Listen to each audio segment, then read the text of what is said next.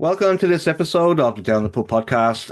On this episode, I am joined by Beacon's supporter group one of the founders, Derek Simon. The Tides had their home opener last weekend, and I just thought it'd be a good idea for people to get to know how the supporters group started and what their plans are and stuff like that. Welcome to the show, Derek. It's great having you on. Thanks, Anthony. Great to talk to you. Yeah, we also are going to just talk a little bit about the Wanderers game against Valour. I did just before we get into it, I just wanted to say that so the first game of the season against Ottawa, I had a bit of pushback about people called it a rant. I didn't think it was a rant. I just thought it was just me talking football the way I normally would if I was down the pub with my friends, talking about like our substitute the way our substitutes were, and I just wanted to like put out there that nothing's personal that we talk about on the podcast. We basically just give our opinions and stuff like that. It's not meant to be a harsh criticism. It's just basically that we call it as we see it. I just thought that with that game, we had a win in our pocket. We were playing, which has turned out to be one of the better teams in the league this year, and our substitutions weren't very good. The next game against York, credit where it's due. We started the game off very poorly. I thought we weren't at our best, and then the substitutes changed the game. And I think obviously in the last three games or whatever, Patrice has got his tactics and substitutions pretty much bang on because we've won every game and all the subs have just made an impact. And I guess just looking at the squad that we have, uh, we've got some really good players in the starting 11 and on the bench. And I guess I was just trying to get across, maybe I was a little bit over exuberant about it, but I was just trying to get that point across that we have a squad for a reason. And it just didn't seem a good idea to me to wait until the 76th minute to make a change in a game that we were winning. Anyway, that was just my little side thing. Just nothing's personal. I'm not here to attack anybody. I'm just making calls as I see them, and I think I'm pretty good at giving credit where it's due, as well as like saying when sometimes when stuff has to be called out. Let's talk. We'll talk Wanderers later on, but let's get into the Tide.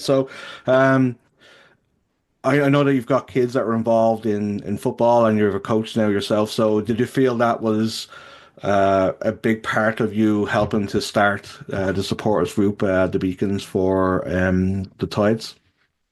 Yeah, definitely. Like I coach girls youth soccer, and it was one of the things where I felt like I needed to put my time and energy and money where my mouth was in terms of providing a pathway for the players I currently coach to see a future for themselves in the game. And I think for me, like what really drove it home was when we hosted the Canadian women's national team um, on Halloween. I think it's 2 years ago now, well, a year and a half ago, but and seeing how much that game meant for some of the players I coached that went and got, their gear autographed by Christine Sinclair and got to see Christine Sinclair and Marta play each other for probably what is the last time they'll play against each other, and how much that meant to those players, and what a source of motivation that was. And so, I felt like putting my time and energy into this was important, um, important from that perspective. Yeah. So how do you go about starting a supporters club? It seems very daunting, and how receptive have the Tides been to you helping to? I guess it helps them get their brand out there, but how receptive have they been to like starting the supporters group?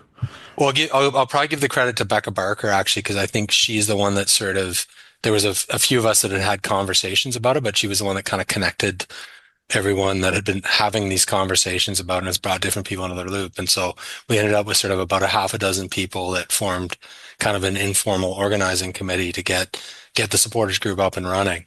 And, roughly about 6 months ago, and we started to build towards things. And the club's been great to deal with right from the get-go. We first met with them during the NWSL final last year. So the club was hosting a watch party for that, and we met with them beforehand and started to talk about what they needed as a club, what some of our expectations were as a supporters group, some of the things that we thought, some of the people were bringing some of their experience from Wanderers matches and supporters groups that they'd been involved with there, and what works, what doesn't, how do we work together? And the relationship's been great from day one. And I think match day was kind of emblematic of that. So we organized one of the big things the club had asked for was, they'd said the players would really like to be welcomed to the grounds. And so we kind of built the day around that, right? So supporters group showed up. We got our songbook ready. We had some chants ready to go over with people beforehand. We said, meet us about half an hour before the players get there. The club set up a booth. They had, people could make signs. They contacted a lot of the local youth clubs and got some of the youth players out. And so between the two, we got a very nice turnout. People had signs. We had some chants ready to go. And I think the players really felt that kind of warm welcome to the grounds right from the get-go. So yeah, very, very, very good relationship all around. So yeah, I saw. I think Carlos on Pelota de Maple had a vlog of the day, and that was a big part of it was the players coming in, and they looked like they were having a blast. It's kind of like the whole day itself. Like I was at the game, and it just felt like it's kind of it just gets bandied around a lot, but the historical, it really did feel that way. It felt like it was like momentous for the city and momentous for women's football. So, how did you find the atmosphere? So you get to the game and the players are coming in and all that stuff, and you make your way to the splash zone and stuff like that. So how did you find getting the songs going? How did you find the atmosphere? All that kind of stuff on your game day?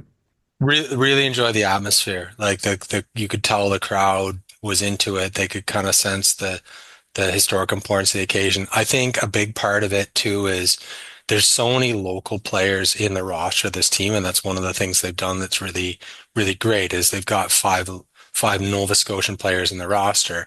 And these are players that are going to be pushing for starting position. Two of them in the starting 11, a number of others on the bench and coming into the game.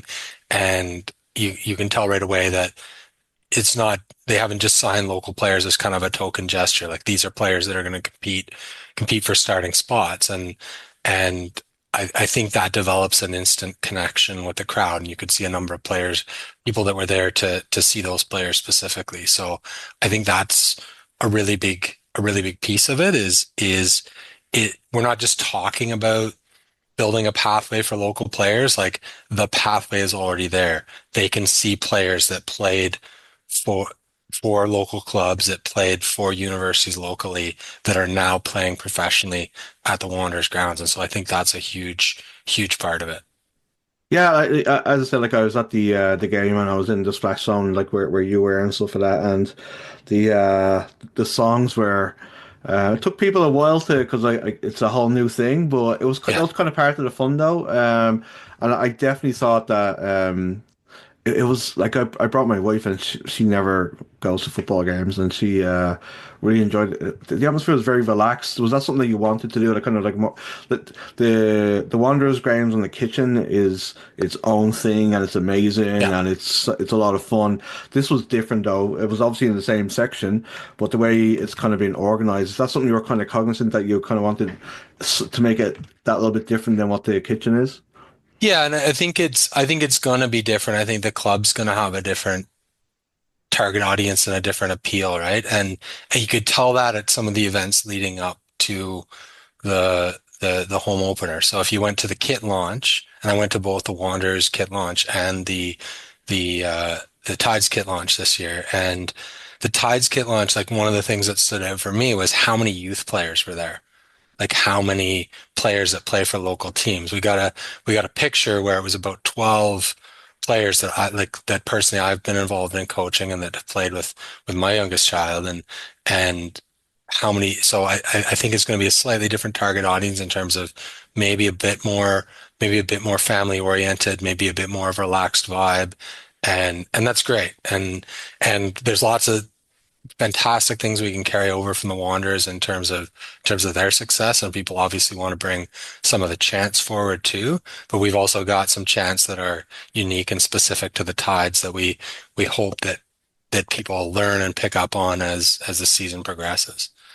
I thought the QR code was a very smart idea for the chance for people to kind of catch in on. Sarah opened up on her phone and she was singing like a good one. Yeah. I thought it was a really smart idea and it was really cool. And even like the people on the capo stand and all that kind of stuff, everything just felt like it was really welcoming and it was a lot of fun. And you know, how did it feel? Like obviously the game didn't go the way the Tides wanted to, and there was 2 goals in the first 10 minutes they conceded or something like that. But the atmosphere, the levels didn't drop, did it? It just kind No. of. How did everybody feel like to be able to keep the levels going even through those moments? Let's be honest, like the Wanderers' first season wasn't the most successful from a footballing perspective either. So I think we're all a little used to it by this point. But credit you referenced the QR code. So we had put together a songbook online, and Lynn Fox did kind of the legwork of not just like getting the QR codes, but laminating them and Yeah. distributing them to the crowd so that people had access to the songbook. And hopefully going forward, I think we'll try and post them around the section so that everyone can access them. But yeah, as you referenced, not the result we wanted on the pitch, but the levels didn't drop in terms of the crowd excitement. And when that first goal went in, people were just as excited as if we'd just taken the lead one nil, right? Even though that was not the scoreline at that point. So yeah, Yeah, I think if I had been 10-0 and the Tides had scored, everybody would have been pretty happy about it. But I kind of wanted to get your thoughts, kind of take your beacons hat off for a second, just to yep, as a game day experience, because I know that I'm not too sure where they are this year, but like definitely the last couple of years you've been a Wanderers season ticket, so you're well versed in how a game day experience is for a Wanderers fan. How did you feel the Tides stacked up against how the Wanderers put their game together? I mean, it's a tough comparison, right? So like I have to remember not to compare it to where, that that was their first game of their first season. So I'm trying not to compare it to where the Wanderers are now, where it's a very kind of slick operation and remember like what it was like in the Wanderers first season. And so I think there's some things that probably we would want to tweak and iron out and the good thing is they're very receptive to feedback on what the game day experience was like and what they can improve. But is it where the Wanderers experience is now? Probably not. Will it get there pretty quickly? I think so. Will it be distinct and different from what the Wanderers do? Probably also. Like it's going to be a different vibe, um, but but I think it'll be a good one nonetheless, right? I must say I think this is not just Thai specific, but you saw the queues at like halftime for Yep. facilities and stuff like that, and like Yep. it just needs to be done, doesn't it? At this stage, like it's Yep. just kind of we're kind of beating a dead horse with a stick at this stage, but I just feel bad for people who are paying. Like it's not cheap to go to a Wanderers game or a Tides game, and the queues for the toilets were especially long. I think they're longer than what they would be at a Wanderers game, and it just kind of takes away from that like little bit of experience. And I think that was the only negative I would find from the day. I think that the Tides they did a great job, man. It was Yeah. like there was enough areas for to get a beer if you wanted one. There was like some really good food vendors, and it did feel like it was a different experience to what the. And I think that's a big key is that you don't want to copy. You want to kind of make it your own entity, and I think they did a really good job of doing that. So Yeah, and they're like the look and feel of the stadium was a little different too. Like they transitioned everything over to sort of Tides branding, and they'd done a few things similar to what the Wanderers do in terms of the flags, but they'd done it differently. Where instead of hanging it across the main stand, it was hung across the back end of each stand, and and I think that's a credit to both clubs because I know a lot of logistics and work goes into making that transition from a Wanderers game to a Tides game and back again. I know that the clubs have spent a lot of time discussing that, and so I like full credit to both the Wanderers and the Tides that it, hopefully it was a relatively smooth transition, but it looked like a different same stadium, but it looked like a different space in terms of the branding and where everything was located. So like full credit to both clubs for making that happen. I think I said before, like, it'd be kind of cool to get a time lapse of them. You know, ready to do it with the Oh ice hockey yeah. and basketball. Just kind of Yeah. get a time lapse of them changing off to the tides. So the at the end of the game there, you went down to the patio and you got a drum and shit and all that kind of stuff, and it was kind of like the Canadian men's national team that does the clap, and it's an Icelandic clap and all that kind of stuff. Yeah. So that was a really cool moment, and I think that obviously over time that'll develop a little bit. So what was the thought process of, like, why did you decide to do that for um the Tides? So I think it's known as the Viking clap. It actually, I looked into it a bit more afterwards. It actually originated in Scotland, but it was kind of made famous by the Icelandic national team during a couple of their big runs in major tournaments. And you beat the drum, and then everyone in the stand does a big clap. And I think part of the genesis for that, I'll fail to give credit where credit's due because I can't remember who suggested it, but a lot of our players have connections to Iceland. They're from there or they played professionally there. And so we just thought it would be a nice thing to do that. It's a way to bring the supporters and the players together at the end of a game, win, lose, or draw, and just we're all still together. We're all still unified, right? And so I think that was kind of the genesis of it was there was that Icelandic connection for a number of players, and let's do something that's going to bring everyone together. And it's going to be something that's different than what the Wanderers do, because we all appreciate that bit at the end of the game where with the Wanderers, where we go down to the corner and the players are there and they get the flags and they run back and forth, right? Yeah. And everyone loves that. And this was kind of let's do something similar but a little different, and it's going to speak to the players that we've got. And I thought it, I'm biased obviously, but I thought it went really well, and had a blast with that. So yeah. Yeah, I definitely think it'll develop. I think it's just obviously uh they had the music playing at the same time, and I think once it becomes a thing, that'll Yeah. change.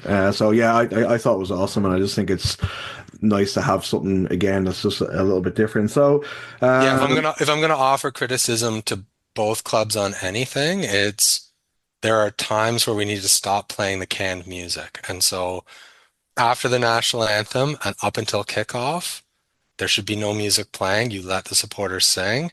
And when the match is over and we're ready to do like our post-game thing, shut the music off as well. Like it's a bit of a North American thing where we feel like we have to play canned music at every like moment where nothing specific is happening. But like there are times where you just cut it out and you let the supporters do their thing. And so if I'm gonna offer a slightly veiled criticism to both clubs, quite frankly, it's like let give that let's shut off the canned music for a few minutes at either end of the match and let the supporters do their thing, right? yeah, you could, and you can also hear it like at a Wanderers game. Is like it's like when the music turns off and the game starts and the ref blows whistle, like the atmosphere is there.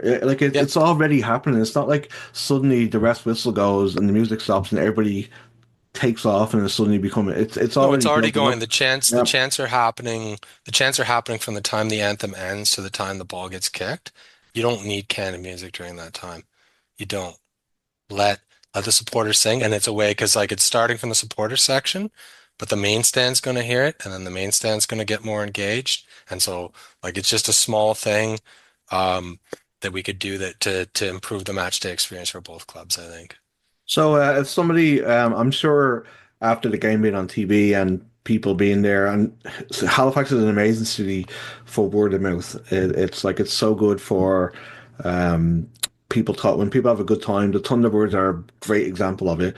Who would have thought that lacrosse would have been such a big hit here in the city? But it's because everybody, you talk to anybody and they mention the Thunderbirds, everybody's like, I want to go, or I've been to a game and it's been amazing. So how can people follow the Beacons? Where can they find you, and how can they get involved? So we've got a couple of Facebook groups. We've got a Beacon supporters group Facebook group, but also we're running the Halifax Tides supporters Facebook page. So there's that. Um, From there, you can access the links are available to our songbook, so you can go on and learn what some of the chants are that we're working on. We're hoping to have our own website up and running soon. We've got social media presence as Beacon Supporters Group on Instagram, on Twitter, on all kind of the major social media accounts. So if you're wondering what we're up to, that's a good way to connect as well. So expect to see that social media presence increase. We'll be holding, we won't just be a match day, we will be holding events. So we did one a few weeks back. With the club and with the Northern Lights supporters group, which is the Canadian Women's National Team supporters group. We did a screening of Copa 71, which is a great little movie about the Women's World Cup that was held in 1971. Um, and look forward to more sort of supporters group specific events. I expect we've already had one banner painting party. I expect we'll be doing more. So yeah, look for us on Facebook, on Instagram, on Twitter, on all the major social media channels. I would say to anybody listening, if you get a chance to go to a game, it's amazing. I had a blast. It was a different experience for the Wanderers. Sarah had a great time. Like she would definitely go again. So it's definitely worth checking out. And it's kind of nice that the club is engaging and like when you're doing the watch parties or whatever, they're kind of getting involved too. Because I know the Wanderers are do a lot of that now with they've always kind of done it, but they're doing it's definitely been a bigger thing this year with the Block 108 and the privateers to get and 110 then to try and get involved with all that kind of stuff. So it's kind of nice the club is already helping out there and being involved. So yeah, And the players too, like one of the lovely things was after the match we got messages from a number of the players just saying how much they appreciated the atmosphere at the game and that kind of thing. And to have Erin McLeod, I think, went on Instagram and sort of posted and said it was one of the best atmosphere she's been a part of. And when you think about where she's gone and what she's done in her career, Olympics, Women's World Cups, she's played professionally all over the world. For her to say like the match day atmosphere in Halifax is one of the best she's experienced, like what a credit that is to everyone involved, right? So amazing. So yeah, just check out the beacons on socials and get involved because as I said, you'll have a blast. So just changing tack. I know that you're also an ardent vocal supporter of the Wanderers, so I thought it'd be kind of cool to kind of just get your uh, kind of overall perspective of the season, and then we'll kind of maybe just dive into the Valour game a little bit because it was a really good game. So how do you think this squad is shaping up the season? The players we brought in, are they making the differences that we thought they would make? And what are your impressions of how the season's gone so far? yeah, I mean, what a difference a year makes, right? Like I think we've already exceeded our points total from the road last year for the entire season in just the first three games, and off to a flying start after 2 years where we struggled to start the season. So big difference. Obviously, the players that have come in have made an impact. I think probably on and off the pitch. Like the I think it's not just what we're seeing on the pitch. I think the vibes around the team feel different and just more positive than they were last year. And you can point to a number of things for that. Slightly different formation and tactics, although probably variations on what we saw in previous years. I think there's some obvious influence from Jesse Marsh and the time that Patrice spent with the national team in terms of what we're seeing on the pitch, in terms of the pressing and the style of play. But yeah, it's been a phenomenal start so far, and really excited to see where this season goes.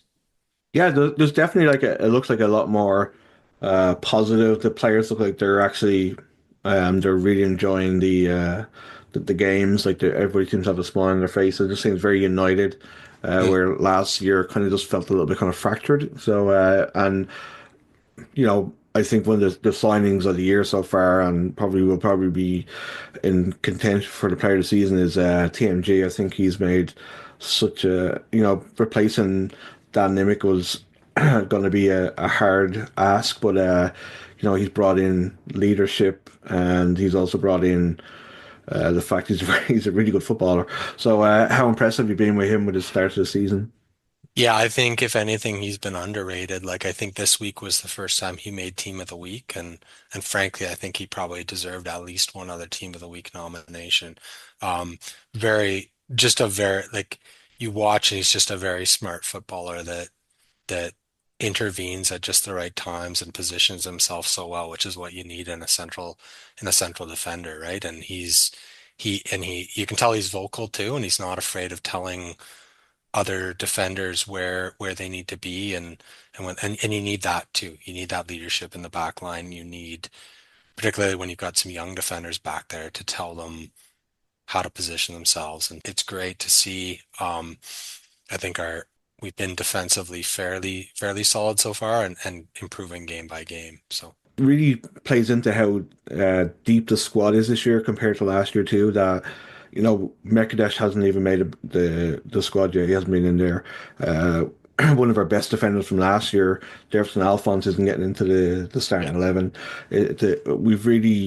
Um, we've really fixed whatever defensive frailties we had last year with the players that we brought in, and I think we really did need a leader back there, and I think that TMG has like really he marshals everybody so well back there. It's great to see. I think I can't remember what game it was. Was it maybe the York game? I think Perlman was having a bit of a I wouldn't say a mare, but he'd be making a couple of errors, and you could just see TMG was just and then he finished up being one of our better players. So it's great having somebody like that back there. So another one of our. I'll get into the game in a second. I've got a bit to catch up on. One of the other outstanding players, I think anyway, has been Wesley Timoteo. He just looks transformed. Yeah. So what are your thoughts on how he's started the season? He kind of has a little bit more of his natural position. So how are you finding his start to the season too? Yeah, I think that's exactly it. Like we've asked a lot of Wesley in the past couple of years in terms of playing different roles. And so I think 2 years ago he was kind of at one point almost a center back in a back three. And then, last year a bit of a kind of a stay-at-home fullback. But like historically the guy plays as either a wing back or, a midfielder of some kind. And getting forward a bit was kind of his game, which is not what we've had him doing the last couple of years, basically. And so I think we finally freed him up to play a role that's more suited to him, which is that wing back overlapping type role where he can get forward and create. And we've seen that, right? Like he's now got his first goal as a wanderer, and might get more. And that's another exciting thing too. Like one of my questions going into this season was. Um, where the goal is going to come from, right? So we lose Massimo Ferri and we lose Dan Nimick, who are top two goal scorers in the last 2 seasons. And you bring in some new faces and you go, okay, where are the goals going to come from? And so far it's been kind of goal scoring by committee, right? Like what is it, 8 goals and 7 different goal scorers, something like that.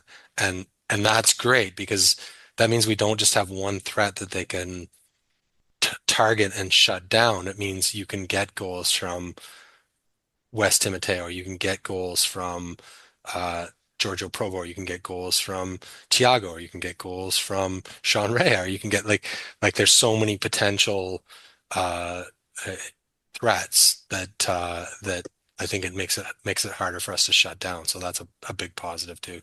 That's a very, very good point that we're not just depending on one person. Like last year, as you mentioned, we were hoping that Mass would pull something out of the bag or we'd get a penalty, And Yep. this year, it's like we have so many threats. Like you've got even like Lorenzo can bang a shot if needs be. It's just such a you've got Ryan Telfer who can score a goal, and then when people coming in off the bench, like Diaz has been really good when he's been coming off the bench, and you've got Boye, that goal that Boye scored against Pacific, it Yeah. was like we didn't have that kind of talent really before to be able to do that, and having that coming in off the bench is like such a massive difference. So I did want to also get your thoughts on. For me, like I think Derek said in our pre-season chat that they looked at the squad as a whole, and that's why Mass was allowed to go, and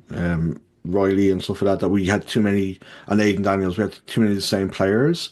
And I Yep. kind of wondered how Sean Ray and Probo would work together because they do seem very similar players, but Yep. uh, it hasn't worked out that way. They complement each other so Yep. well. So, how do you find their relationship is building, and uh, how impressive you're being with Probo? Because I know in the off season, a couple of friendlies, people were a little bit kind of thinking like, where's he fit into all of this? So, how do you think that relationship is building, and how impressive you've been with them?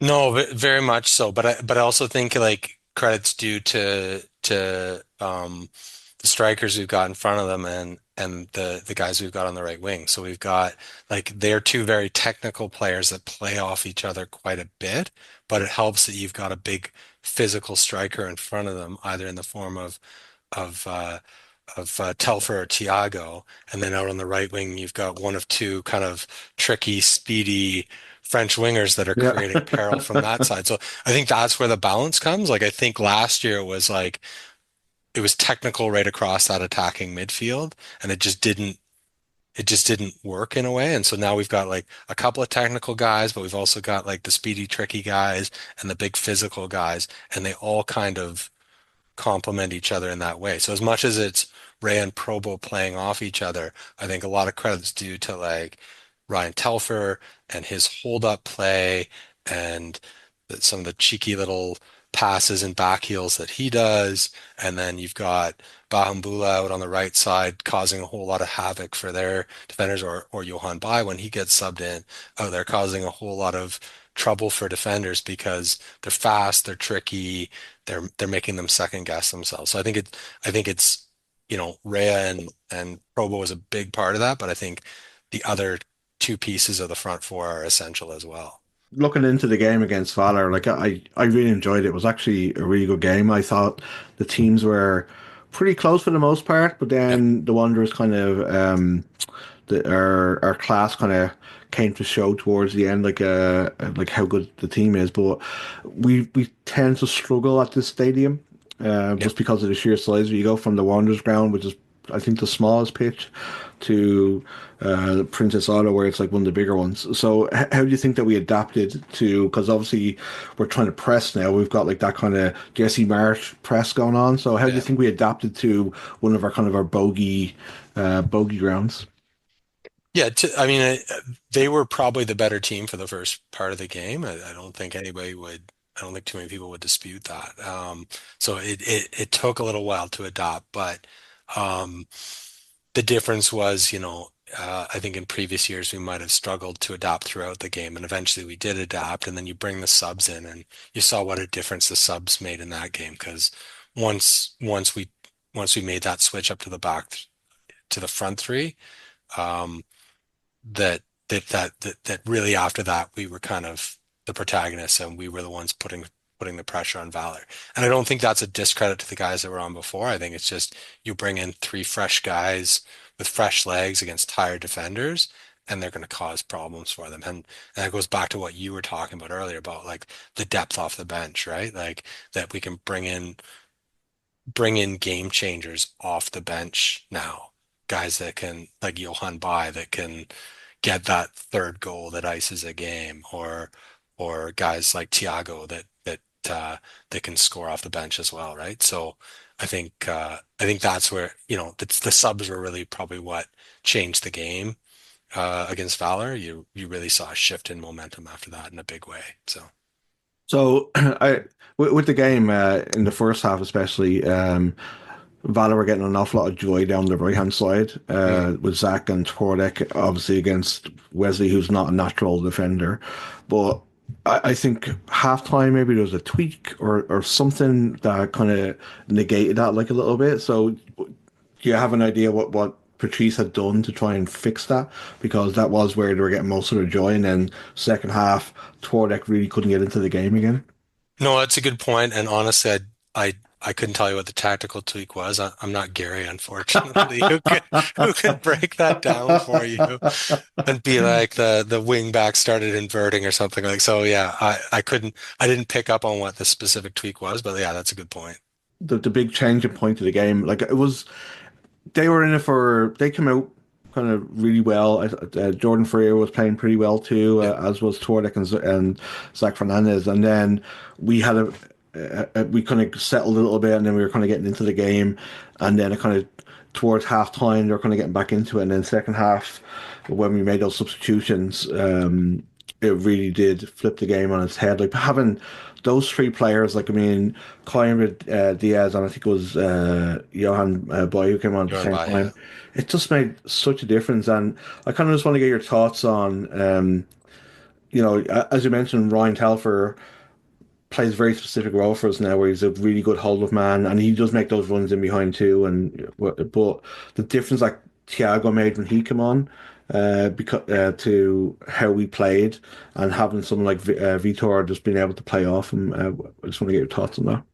You look at that goal and like the fact that he instead of Thiago receives the ball from Diaz and instead of you know, a lot of strikers would probably just try to go for net at that point. And the fact that he saw that Vitor was getting into space and just laid it off back to him in space so like, that play could have been snuffed out quite easily right there if he decided to be the number nine and go for goal. But instead he realizes there's times where you can make that next pass that's going to get someone in the clear. So like I think that shows too a bit of his maturity and growth as a player and maybe some of the tricks hopefully that he learned at West Ham or something like that. But like that he saw that the better opportunity there wasn't going for goal, it was making the pass.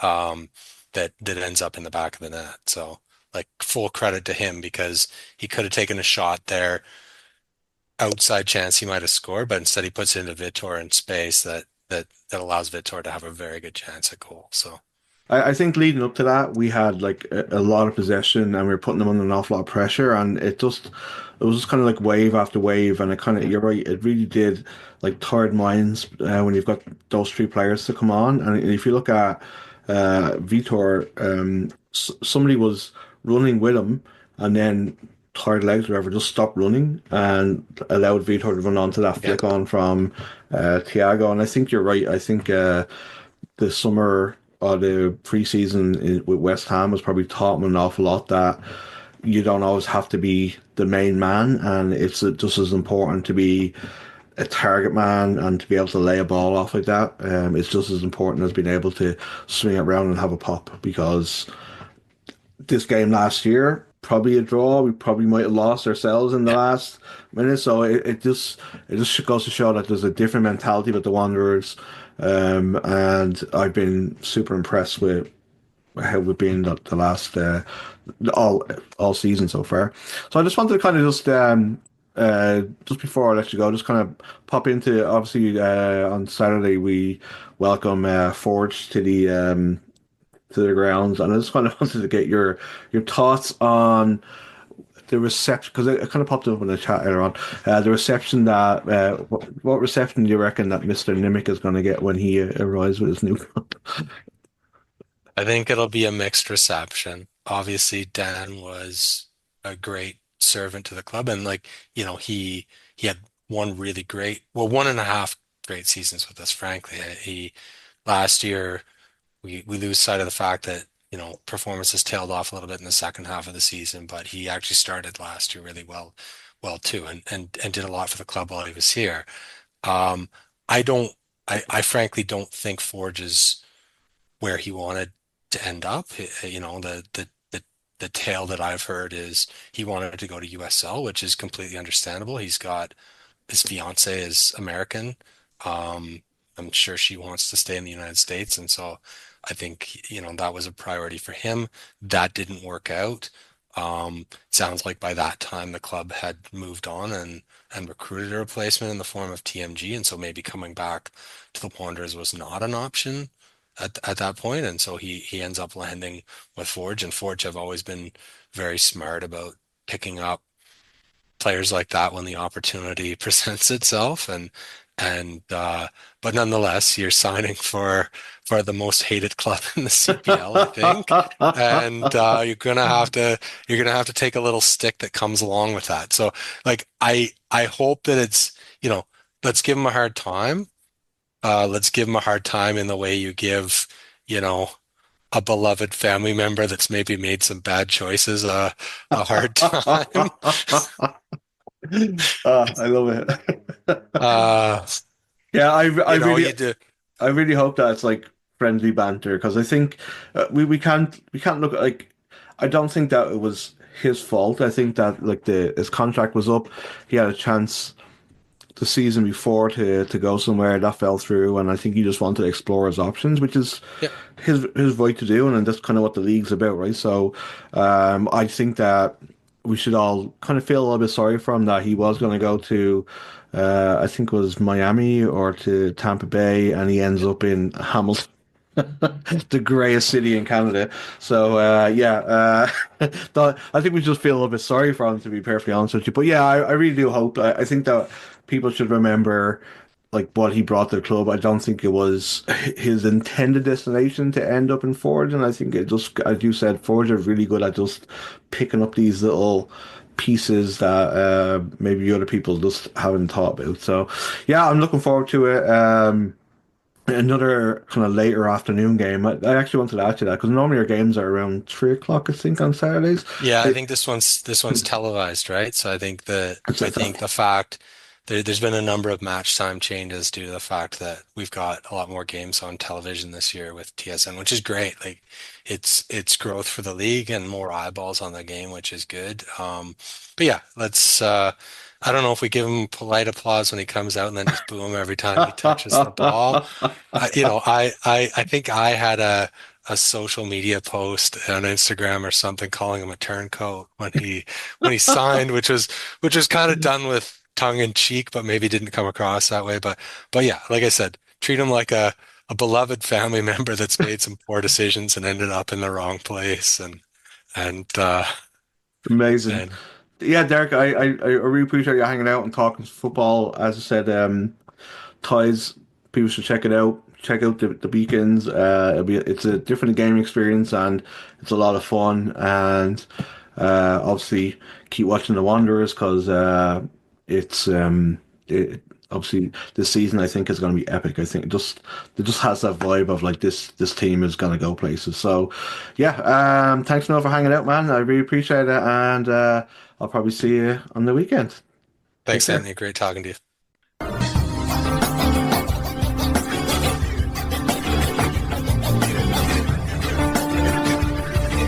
Folks, please. Right foot, please. Time to drink up, folks. Get out.